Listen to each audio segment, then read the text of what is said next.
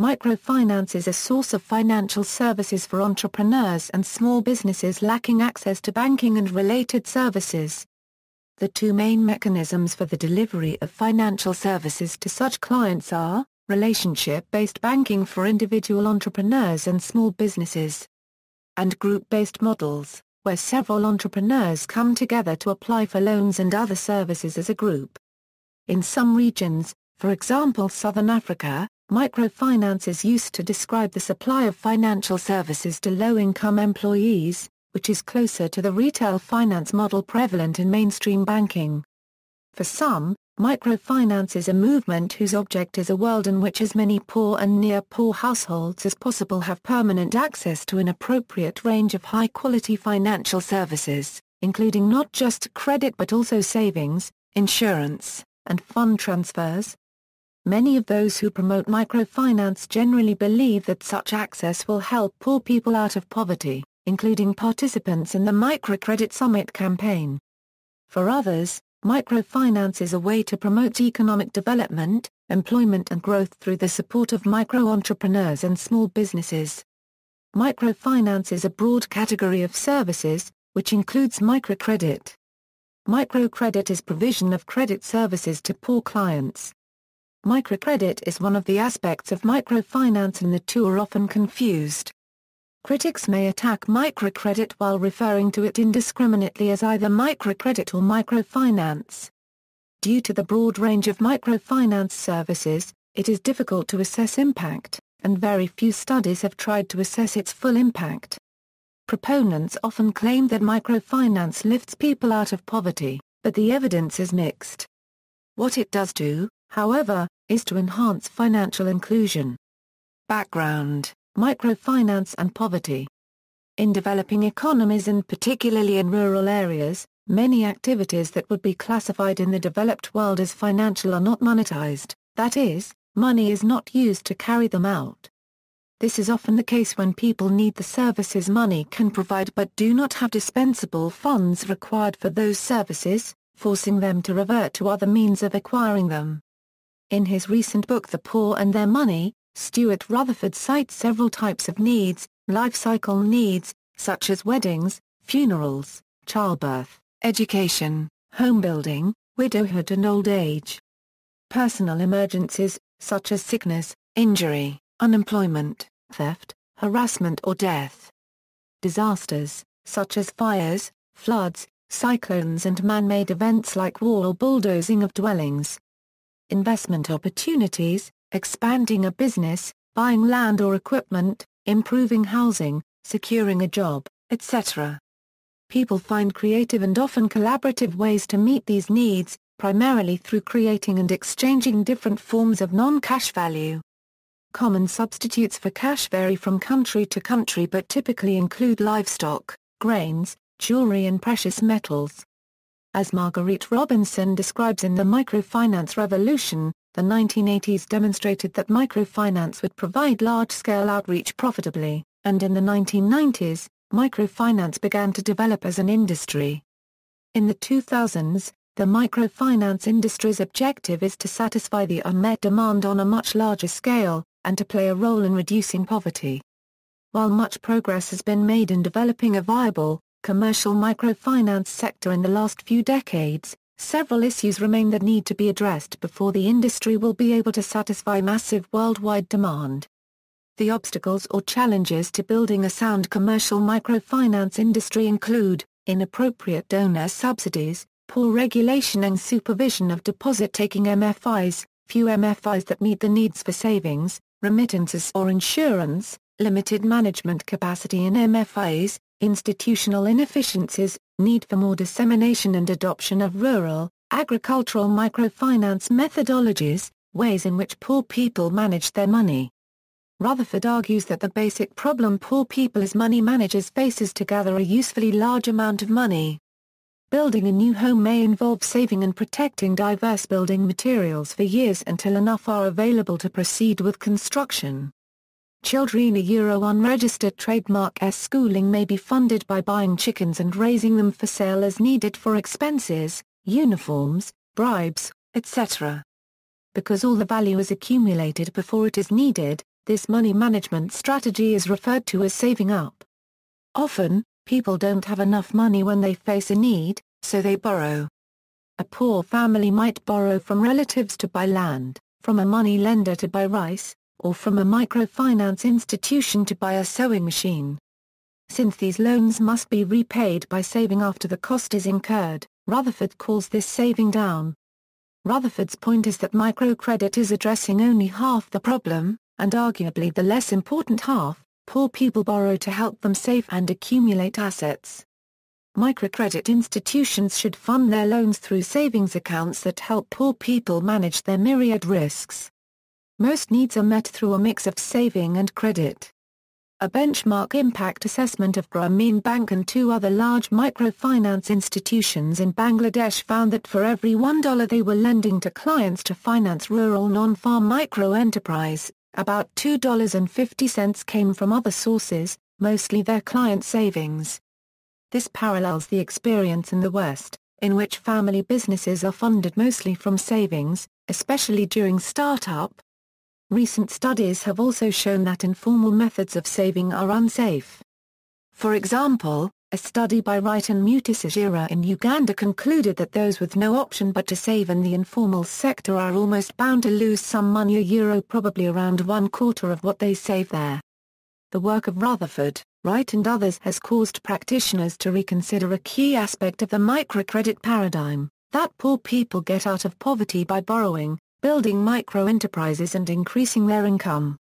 The new paradigm places more attention on the efforts of poor people to reduce their many vulnerabilities by keeping more of what they earn and building up their assets. While they need loans, they may find it as useful to borrow for consumption as for micro-enterprise. A safe, flexible place to save money and withdraw it when needed is also essential for managing household and family risk. Examples: microfinance is defined by the process of formulating groups within a community to assist poverty-stricken people by lending them money without the need of credit or collateral. An example of microfinance is the Saving Up program. In the Saving Up program, people put aside a certain amount of money, for example $1 per week, which is collected and dispersed as a lump sum by an external agent minus a fee for holding the funds. The Saving Up program assists the poor in saving their money and teaches them how to save. FINCA, the Foundation for International Community Assistance, was formed in Latin America in the 1980s. It set out with the Village Banking Manual with the idea to run a savings and loans club run by the poor women clients with initial help from outsiders. It turns savings into lump sums with support from various Ngos unregistered trademarks who took on the project and spread it around the world. These village banks blended a HOT unregistered trademark and a cold unregistered trademark money to provide these time-based services. It runs multiple savings accounts and grows from interest on loans. Its strategy of financing and blending money allows for the system to become self-sustaining from the NGO after several cycles of loans, aiming for sustainability and long-term services, which is of course a huge advantage. The disadvantage of this model is EUR unregistered trademark's assumption that larger loans are needed by their clients, and although that may be true to a certain degree, each group of clients has different needs and maximum loan capacity due to their income. Situations must be tailored to fit the needs of their clients rather than assuming that growth is inevitable. The other disadvantage is the same with many informal and semi-formal financing, and it is that if one defaults on their payments it disrupts the whole system and has the ability to ruin it. According to Rutherford, there are 3 ways to save, known as basic personal financial intermediations: saving up, saving down and saving through. Javi, from the city of Vijayawada in India, is used as an example of a saving up initiative. Her clients are given a simple card, divided into 220 cells, and every day she will collect a certain amount of money from her clients until the card is filled. Then she will return the lump sum of money back to her clients but with a small interest rate of 9%. The saving down basic personal financial intermediation is followed when a money lender gives loans to poor people without any collateral or securities and then takes his money back in regular installments over the next few weeks or months. He charges the service by deducting a percentage of the loan borrowed, in this case 15%. Finally, the saving through is an example described by a lady named Mary who with 15 other members, would save 15 shillings a day, with a total of 1,500 shillings combined. Each member will take turns to receive that lump sum for a number of years. Another important basic personal financial intermediation is called the saving up and down. Rubber or Euro unregistered trademark SA Euro OF under Euro which takes place in Dhaka, Bangladesh. Basically, the funds and saving amounts can vary and it combines both saving up and saving down but all in one club. The fees charged are 5% for saving down, and this interest is paid out for saving up, so therefore there is a profit to be made with members who are saving up. For those members who save down, the interest rate is very low, more useful and flexible. Microfinance debates and challenges. There are several key debates at the boundaries of microfinance. Interest rates. One of the principal challenges of microfinance is providing small loans at an affordable cost. The global average interest and fee rate is estimated at 37%, with rates reaching as high as 70% in some markets. The reason for the high interest rates is not primarily cost of capital. Indeed, the local microfinance organizations that receive zero-interest loan capital from the online microlending platform Kiva charge average interest and fee rates of 35.21%. Rather, the main reason for the high cost of microfinance loans is the high transaction cost of traditional microfinance operations relative to loan size. Microfinance practitioners have long argued that such high interest rates are simply unavoidable, because the cost of making each loan cannot be reduced below a certain level while still allowing the lender to cover costs such as offices and staff salaries. For example, in sub-Saharan Africa, credit risk for microfinance institutes is very high, because customers need years to improve their livelihood and face many challenges during this time. Financial institutes often do not even have a system to check the person's identity. Additionally, they are unable to design new products and enlarge their business to reduce the risk.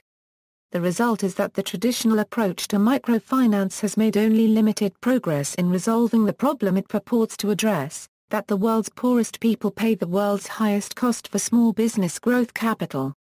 The high costs of traditional microfinance loans limit their effectiveness as a poverty-fighting tool. Offering loans at interest and fee rates of 37% mean that borrowers who do not manage to earn at least a 37% rate of return may actually end up poorer as a result of accepting the loans. According to a recent survey of microfinance borrowers in Ghana published by the Center for Financial Inclusion, more than one-third of borrowers surveyed reported struggling to repay their loans. Some resorted to measures such as reducing their food intake or taking children out of school in order to repay microfinance debts that had not proven sufficiently profitable. In recent years, the microfinance industry has shifted its focus from the objective of increasing the volume of lending capital available, to address the challenge of providing microfinance loans more affordably. Microfinance. The analyst David Rudman contends that, in mature markets, the average interest and fee rates charged by microfinance institutions tend to fall over time. However, global average interest rates for microfinance loans are still well above 30%. The answer to providing microfinance services at an affordable cost may lie in rethinking one of the fundamental assumptions underlying microfinance, that microfinance borrowers need extensive monitoring and interaction with loan officers in order to benefit from and repay their loans. The P2P microlending service Stasha is based on this premise, facilitating direct interaction between individual lenders and borrowers via an internet community rather than physical offices. Stasha has managed to bring the cost of microloans to below 10% for borrowers, including interest which is paid out to lenders. However, it remains to be seen whether such radical alternative models can reach the scale necessary to compete with traditional microfinance programs. Use of loans. Practitioners and donors from the charitable side of microfinance frequently argue for restricting microcredit to loans for productive purposes such as to start or expand a micro-enterprise. Those from the private sector side respond that, because money is fungible, such a restriction is impossible to enforce, and that in any case it should not be up to rich people to determine how poor people use their money. Reach versus depth of impact. There has been a long-standing debate over the sharpness of the trade-off between outreach and its sustainability. Although it is generally agreed that microfinance practitioners should seek to balance these goals to some extent, there are a wide variety of strategies, ranging from the minimalist profit orientation of Banco Sol in Bolivia to the highly integrated not-for-profit orientation of BRAC in Bangladesh. This is true not only for individual institutions, but also for governments engaged in developing national microfinance systems. Gender. Microfinance experts generally agree that women should be the primary focus of service delivery. Evidence shows that they are less likely to default on their loans than men. Industry data from 2006 for 704 MFIs reaching 52 million borrowers includes MFIs using the solidarity lending methodology and MFIs using individual lending. The delinquency rate for solidarity lending was 0.9% after 30 days, while 0.3% of loans were written off. Because operating margins become tighter the smaller the loans delivered, many MFIs consider the risk of lending to men to be too high. This focus on women is questioned sometimes, however a recent study of micro-entrepreneurs from Sri Lanka published by the World Bank found that the return on capital for male-owned businesses averaged 11%, whereas the return for women-owned businesses was 0% or slightly negative. Benefits and limitations. The benefits of microfinance are that it helps to manage the assets of the poor and generates income. Through microfinance institutions such as credit unions, financial non-governmental organizations and even commercial banks, poor people can obtain small loans and safeguard their savings. The limitations of microfinance are that through this savings plan participants are losing money by having to pay a fee. The user can also pay back their loans whenever they chose, therefore encouraging a borrower to have various outstanding loans. The lender is also vulnerable in that there is no guarantee of the loan being repaid in the given arranged time frame, and the consequences to defaulting are not defined. When looking at a microfinance initiative, there are three main benefits and limitations for the model. These are based on a basic microfinance initiative, though they can be applied to many variations. When looking at the three benefits and limitations, they revolve around three key ideas: poverty, mistrust, and promoting change. A microfinance initiative wishes to address these issues in a positive way. For example, microfinance can be an alternative program to address poverty reduction where the tools needed to raise an individual or a family out of poverty are given to them directly. In a microfinance project, these tools include money primarily, and may also be accompanied with a savings program, and financial help. Along with poverty reduction, a microfinance initiative can aim to avoid a general sense of mistrust between the citizens and their national banks. The money in this case is not coming from a bank, but rather within the community, which allows those participating to foster social capital and community cohesion. Lastly, a microfinance initiative can promote larger poverty reduction movements by increasing the financial knowledge of the average citizen. However, these initiatives are not without limitations. These limitations focus on the same issues as stated before, but the negative consequences that may occur. For example, while there may be mistrust in the national banking system, there can be microfinance initiatives where the outside creator takes advantage of those participating. The money may not end up in the right places, resulting in distrust to all who have interest in monetary programs, and could potentially ruin the chance of any further microfinance projects becoming successful. Secondly, when creating a microfinance project, time may be an issue. What happens when the program is finished and the people who were participating are still in poverty? In this case, it may be more beneficial for there to be an ongoing program. To see what would be an appropriate choice in regards of time, the community must be assessed before the problem is put in place. Lastly, in regards to limitations, someone is always going to be left out. Not everyone can be a part of the program, and therefore one must decide who is going to participate. Often, for a community development project to be sustainable, all must be affected positively. There are two ways in which the needs of the poor are not being met by microfinance. Firstly, the poor need to store savings for the long run, such as for their retirement, widowhood or their heirs, but the examples such as saving up, down and through do not directly meet these needs. Secondly, the poor unregistered trademark's ability to save fluctuates with time, and so they may not be able to save the fixed rate of saving. These two shortcomings are difficult for the poor and they often get excluded or exclude themselves. Poor people have to take a risk to turn their savings into large lump sum of money because there is no perfect system that would protect their deposits. For example, there is a lack of trust among the members and the organizer. Most community microfinance projects only include family and close friends and do not reach beyond that. Also, there is no or very little growth in the amount of money that they save if saving up, but if saving down, there is an interest rate that the members have to pay. Also, there are complications associated with implementing microfinance projects in Canada. For an example, inflation rates make it difficult to analyze interest rates across countries, so Axion unregistered trademarks in high inflation would have to charge more interest on their loans, which may result in their funds to decline in value themselves.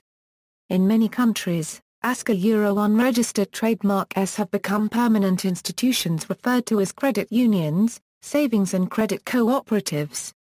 Rutherford argues that credit unions are not owned by the poor because they require specialized skills and higher educated personnels to regulate the operation of these institutions themselves.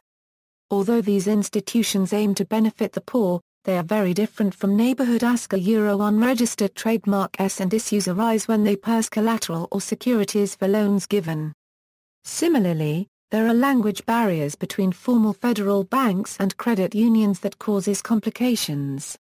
The major benefit of microfinance projects is that it allows low-income families to save their money. Most of the poor live day to day with the little money that they earn and cannot afford to save. Poor people need such alternatives in order to turn their savings into large lump sums or receive large sums and pay monthly with low interest rates. Banks and other money-lending institutions have high interest rates and simply want a unregistered trademark to extend loans to poor people with little or no assets or employment. Microfinance helps the poor people get access or save funds over a period of time with low interest rates. Also, the poor could solve their own issues by working together as a community, and this creates trust and social capital in their communities. It also leads to stability and growth in their households, as well as their communities. History of microfinance. Over the past centuries, practical visionaries, from the Franciscan monks who founded the community-oriented pawnshops of the 15th century to the founders of the European credit union movement in the 19th century and the founders of the microcredit movement in the 1970s, have tested practices and built institutions designed to bring the kinds of opportunities and risk management tools that financial services can provide to the doorsteps of poor people. While the success of the Grameen Bank has inspired the world, it has proved difficult to replicate this success. In nations with lower population densities, meeting the operating costs of a retail branch by serving nearby customers has proven considerably more challenging. Hans-Dieter Sabel, board member of the European Microfinance Platform, is in favor of the group model. This particular model makes financial sense, he says, because it reduces transaction costs. Microfinance programs also need to be based on local funds. The history of microfinancing can be traced back as far as the middle of the 1800s, when the theorist Lysander Spooner was writing about the benefits of small credits to entrepreneurs and farmers as a way of getting the people out of poverty. Independently of Spooner, Friedrich Wilhelm Raiffeisen founded the first cooperative lending banks to support farmers in rural Germany. The modern use of the expression microfinancing has roots in the 1970s when organizations, such as Grameen Bank of Bangladesh with a microfinance pioneer Muhammad Yunus, were starting and shaping the modern industry of microfinancing. Another pioneer in this sector is Dr. Hamid Khan. Microfinance standards and principles. Poor people borrow from informal money lenders and save with informal collectors. They receive loans and grants from charities. They buy insurance from state-owned companies. They receive funds transfers through formal or informal remittance networks. It is not easy to distinguish microfinance from similar activities. It could be claimed that a government that orders state banks to open deposit accounts for poor consumers, or a money lender that engages in usury, or a charity that runs a heifer pool are engaged in microfinance. Ensuring financial services to poor people is best done by expanding the number of financial institutions available to them, as well as by strengthening the capacity of those institutions. In recent years there has also been increasing emphasis on expanding the diversity of institutions, since different institutions serve different needs. Some principles that summarize a century and a half of development practice were encapsulated in 2004 by CGAP and endorsed by the Group of 8 leaders at the G8 Summit on June 10, 2004. Poor people need not just loans but also savings, insurance and money transfer services. Microfinance must be useful to poor households, helping them raise income, build up assets and/or cushion themselves against external shocks. Microfinance can pay for itself. Subsidies from donors and government are scarce and uncertain, and so, to reach large numbers of poor people, microfinance must pay for itself. Microfinance means building permanent local institutions. Microfinance also means integrating the financial needs of poor people into a country's mainstream financial system. The job of government is to enable financial services, not to provide them. Donor funds should complement private capital, not compete with it. The key bottleneck is the shortage of strong institutions and managers. Donors should focus on capacity building. Interest rate ceilings hurt poor people by preventing microfinance institutions from covering their costs, which chokes off the supply of credit. Microfinance institutions should measure and disclose their performance, both financially and socially. Microfinance is considered a tool for socio-economic development, and can be clearly distinguished from charity. Families who are destitute, or so poor they are unlikely to be able to generate the cash flow required to repay a loan, should be recipients of charity. Others are best served by financial institutions. Scale of microfinance operations. No systematic effort to map the distribution of microfinance has yet been undertaken. A benchmark was established by an analysis of alternative financial institutions in the developing world in 2004. The authors counted approximately 665 million client accounts at over 3,000 institutions that are serving people who are poorer than those served by the commercial banks. Of these accounts, 120 million were with institutions normally understood to practice microfinance. Reflecting the diverse historical roots of the movement, however, they also included postal savings banks, state agricultural and development banks, financial cooperatives and credit unions, and specialized rural banks. Regionally, the highest concentration of these accounts was in India. The lowest concentrations were in Latin America and the Caribbean and Africa. Considering that most bank clients in the developed world need several active accounts to keep their affairs in order, these figures indicate that the task the microfinance movement has set for itself is still very far from finished. By type of service, savings accounts in alternative finance institutions outnumber loans by about 4 to 1. This is a worldwide pattern that does not vary much by region. An important source of detailed data on selected microfinance institutions is the Microbanking Bulletin, which is published by Microfinance Information Exchange. At the end of 2009, it was tracking 1,084 MFIs that were serving 74 million borrowers and 67 million savers. Another source of information regarding the environment of microfinance is the Global Microscope on the Microfinance Business Environment, prepared by the Economist Intelligence Unit, the Inter-American Development Bank, and others. The 2011 report contains information on the environment of microfinance in 55 countries among two categories: regulatory framework and the supporting institutional framework.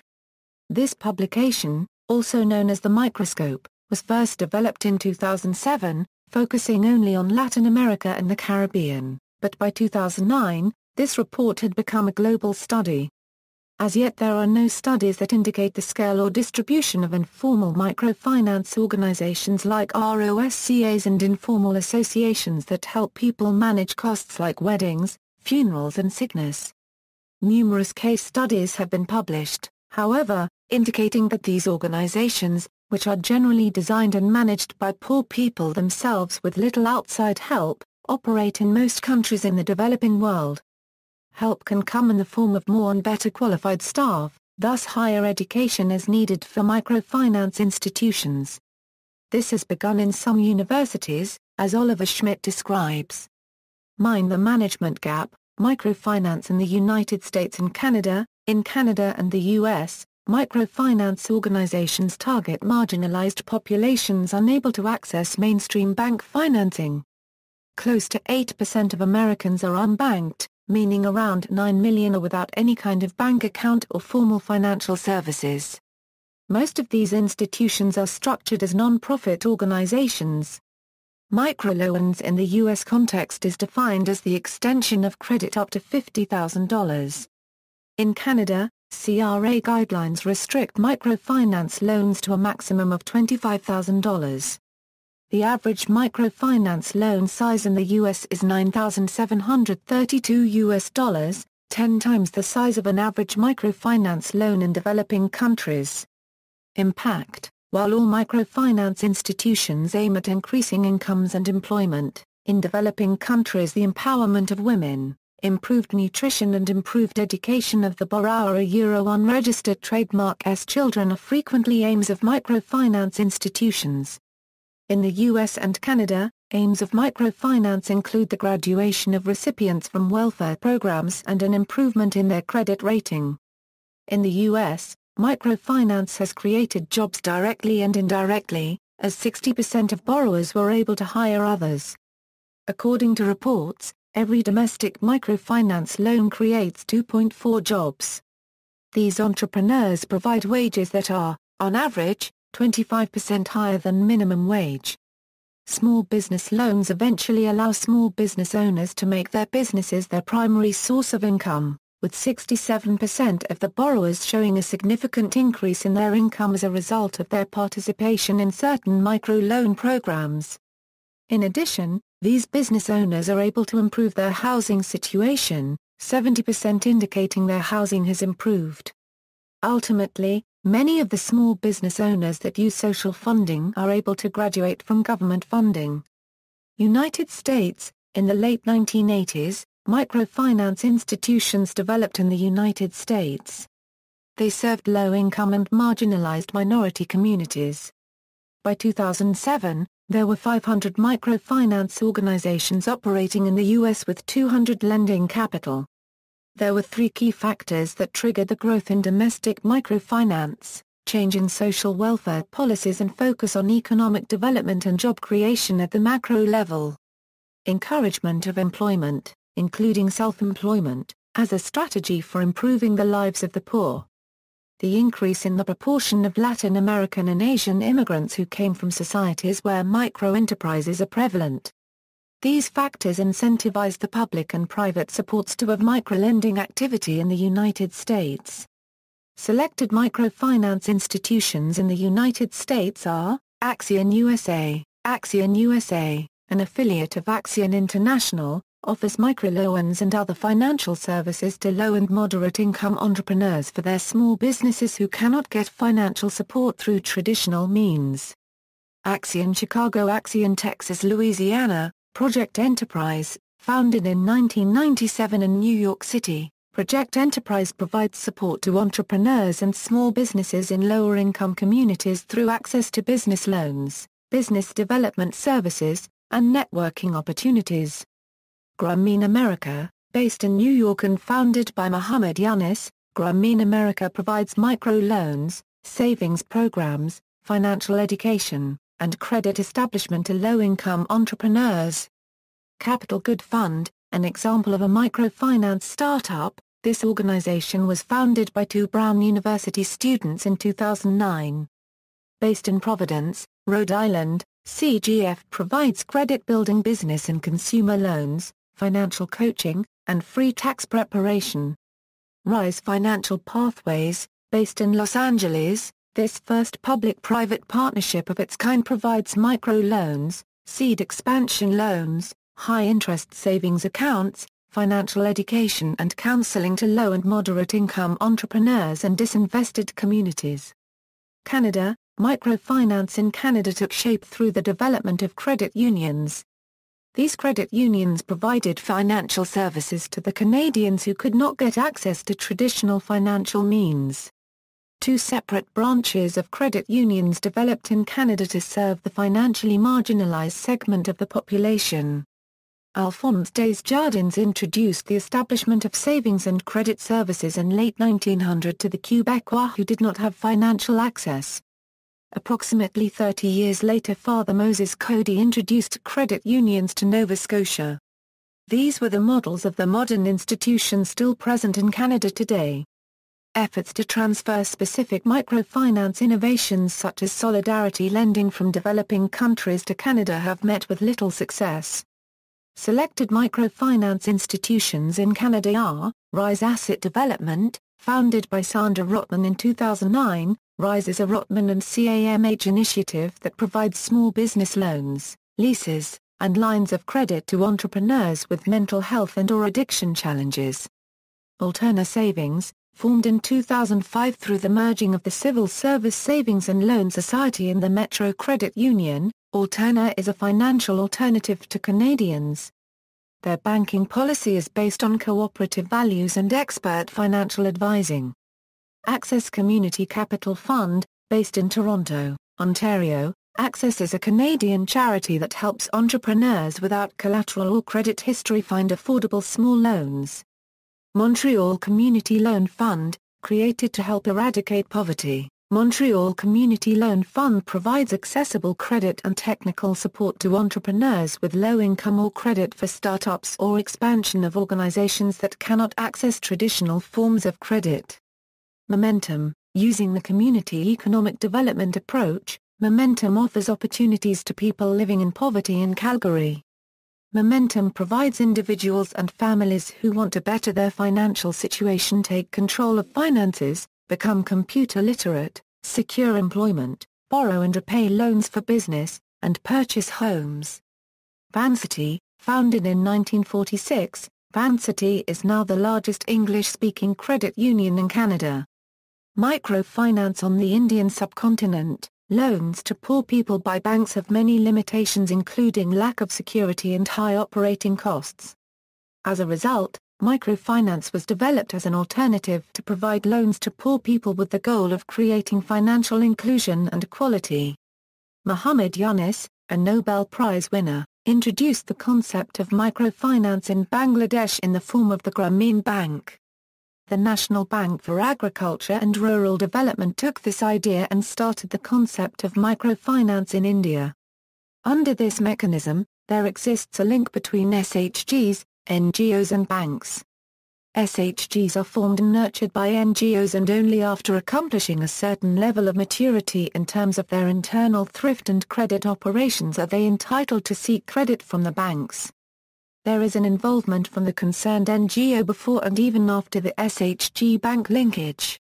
The SHG bank linkage program, which has been in place since 1992 in India, has provided about 22.4 lakh for SHG finance by 2006. It involves commercial banks, regional rural banks and cooperative banks in its operations. Microfinance is defined as financial services such as savings accounts, insurance funds and credit provided to poor and low-income clients so as to help them increase their income, thereby improving their standard of living. In this context, the main features of microfinance are loan given without security, loans to those people who live below the poverty line. Members of SHGs may benefit from microfinance. Maximum limit of loan under microfinance are $25,000. Terms and conditions offered to poor people are decided by NGOs. Microfinance is different from microcredit under the latter. Small loans are given to the borrower but under microfinance alongside many other financial services including savings accounts and insurance. Therefore microfinance has a wider concept than microcredit. In June 2014, CRISIL released its latest report on the Indian microfinance sector titled India's 25 Leading MFIs. This list is the most comprehensive and up-to-date overview of the microfinance sector in India and the different microfinance institutions operating in the subcontinent. Inclusive financial systems. The microcredit era that began in the 1970s has lost its momentum, to be replaced by a financial systems approach. While microcredit achieved a great deal, especially in urban and near-urban areas and with entrepreneurial families, its progress in delivering financial services in less densely populated rural areas has been slow. The new financial systems approach pragmatically acknowledges the richness of centuries of microfinance history and the immense diversity of institutions serving poor people in the developing world today. It is also rooted in an increasing awareness of diversity of the financial service needs of the world, a Euro unregistered trademark's poorest people, and the diverse settings in which they live and work. Bridget Helms, in her book Access for All, Building Inclusive Financial Systems, distinguishes between 4 general categories of microfinance providers, and argues for a proactive strategy of engagement with all of them to help them achieve the goals of the microfinance movement. Informal financial service providers, these include money lenders, pawnbrokers, savings collectors, money guards, ROSCAs, ASCAs and input supply shops.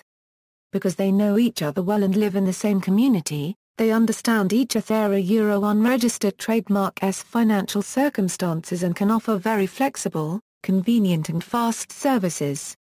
These services can also be costly and the choice of financial product limited and very short-term. Informal services that involve savings are also risky. Many people lose their money. Member-owned organizations, these include self-help groups, credit unions, and a variety of hybrid organizations like financial service associations and CVECAs.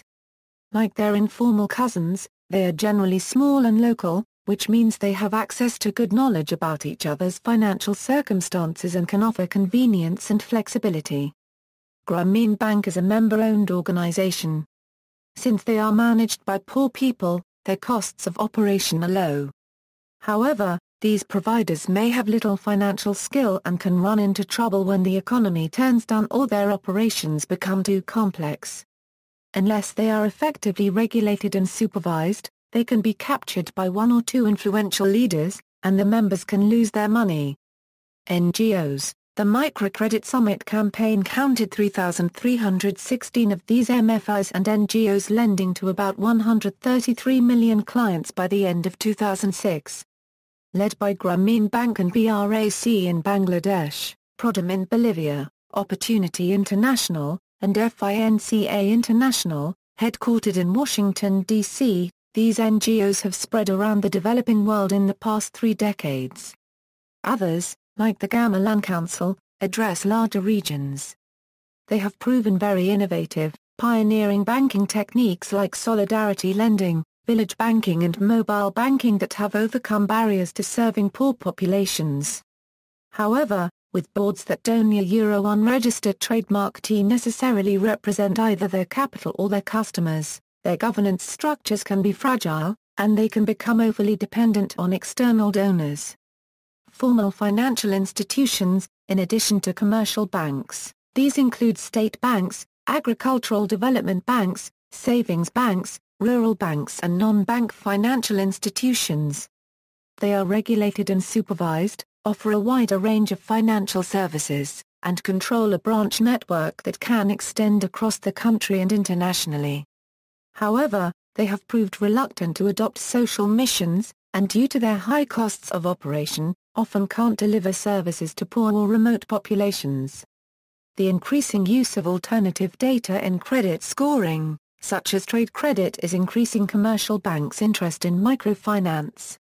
With appropriate regulation and supervision, each of these institutional types can bring leverage to solving the microfinance problem. For example, efforts are being made to link self-help groups to commercial banks, to network member-owned organizations together to achieve economies of scale and scope, and to support efforts by commercial banks to downscale by integrating mobile banking and e-payment technologies into their extensive branch networks. Microcredit and the web. Due to the unbalanced emphasis on credit at the expense of microsavings, as well as a desire to link Western investors to the sector, peer-to-peer platforms have developed to expand the availability of microcredit through individual lenders in the developed world. New platforms that connect lenders to micro-entrepreneurs are emerging on the web, for example NYC4, Kiva, Zdisha, Myelin, Opportunity International and the Microloan Foundation. Another WWW-based microlender United Prosperity uses a variation on the usual microlending model. With United Prosperity, the microlender provides a guarantee to a local bank which then lends back double that amount to the micro-entrepreneur. In 2009, the US-based non-profit Zdisha became the first peer-to-peer microlending platform to link lenders and borrowers directly across international borders without local intermediaries. The volume channeled through Kiva's peer-to-peer platform is about $100 million as of November 2009. In comparison, the needs for microcredit are estimated about $250 billion as of end 2006. Most experts agree that these funds must be sourced locally in countries that are originating microcredit, to reduce transaction costs and exchange rate risks. There have been problems with disclosure on peer-to-peer sites, with some reporting interest rates of borrowers using the flat rate methodology instead of the familiar banking annual percentage rate. The use of flat rates, which has been outlawed among regulated financial institutions in developed countries, can confuse individual lenders into believing their borrower is paying a lower interest rate than, in fact, they are. Microfinance and social interventions. There are currently a few social interventions that have been combined with microfinancing to increase awareness of HIV/AIDS. Such interventions like the intervention with Microfinance for AIDS and Gender Equity, which incorporates microfinancing with the Sisters for Life program, a participatory program that educates on different gender roles, gender-based violence, and HIV/AIDS infections to strengthen the communication skills and leadership of women. The Sisters for Life program has two phases, where Phase 1 consists of 10 one-hour training programs with a facilitator, with Phase 2 consisting of identifying a leader amongst the group, train them further, and allow them to implement an action plan to their respective centers. Microfinance has also been combined with business education and with other packages of health interventions. A project undertaken in Peru by Innovations for Poverty Action found that those borrowers randomly selected to receive financial training as part of their borrowing group meetings had higher profits, although there was not a reduction in the proportion who reported having problems in their business. Promuja, a non-governmental organization with operations in 5 Latin American countries, combines microfinance and healthcare. This approach shows that microfinance can not only help businesses to prosper, it can also foster human development and social security. Promuja uses a Euro stop shop per Euro approach, which means in one building, the clients find financial services, business training, empowerment advice and healthcare services combined. Impact and criticism. Most criticisms of microfinance have actually been criticisms of microcredit. Criticism focuses on the impact on poverty, the level of interest rates, high profits, over-indebtedness and suicides. Other criticism include the role of foreign donors and working conditions in companies affiliated to microfinance institutions, particularly in Bangladesh. Impact. The impact of microcredit is a subject of much controversy. Proponents state that it reduces poverty through higher employment and higher incomes. This is expected to lead to improved nutrition and improved education of the borrower's children. Some argue that microcredit empowers women. In the US and Canada, it is argued that microcredit helps recipients to graduate from welfare programs. Critics say that microcredit has not increased incomes, but has driven poor households into a debt trap, in some cases even leading to suicide. They add that the money from loans is often used for durable consumer goods or consumption instead of being used for productive investments, that it fails to empower women, and that it has not improved health or education. The available evidence indicates that in many cases microcredit has facilitated the creation and the growth of businesses. It has often generated self-employment, but it has not necessarily increased incomes after interest payments. In some cases it has driven borrowers into debt traps. There is no evidence that microcredit has empowered women. In short, microcredit has achieved much less than what its proponents said it would achieve, but its negative impacts have not been as drastic as some critics have argued. Microcredit is just one factor influencing the success of small businesses, whose success is influenced to a much larger extent by how much an economy or a particular market grows. Mission drift in microfinance. Mission drift refers to the phenomena through which the MFIs or the microfinance institutions increasingly try to cater to customers who are better off than their original customers, primarily the poor families. Roy Meersland and R.A. Steinstra in their research on mission drift suggest that this selection bias can come not only through an increase in the average loan size, which allows for financially stronger individuals to get the loans, but also through MFI's particular lending methodology, main market of operation, or even the gender bias as further mission drift measures. And as it may follow, this selective funding would lead to lower risks and lower costs for the firm. However, economist Beatriz Armendariz suggests that this phenomenon is not driven by cost minimization alone. She suggests that it happens because of the interplay between the Campania Euro unregistered trademark S mission, the cost differential between poor and unbanked wealthier clients and region-specific characteristics pertaining the heterogeneity of their clientele. But in either way, this problem of selective funding leads to an ethical trade-off where on one hand there is an economic reason for the company to restrict its loans to only the individuals who qualify the standards, and on the other hand there is an ethical responsibility to help the poor people get out of poverty through the provision of capital. Role of foreign donors. The role of donors has also been questioned. CGAP recently commented that a large proportion of the money they spend is not effective either because it gets hung up in unsuccessful and often complicated funding mechanisms, or it goes to partners that are not held accountable for performance. In some cases, poorly conceived programs have retarded the development of inclusive financial systems by distorting markets and displacing domestic commercial initiatives with cheap or free money.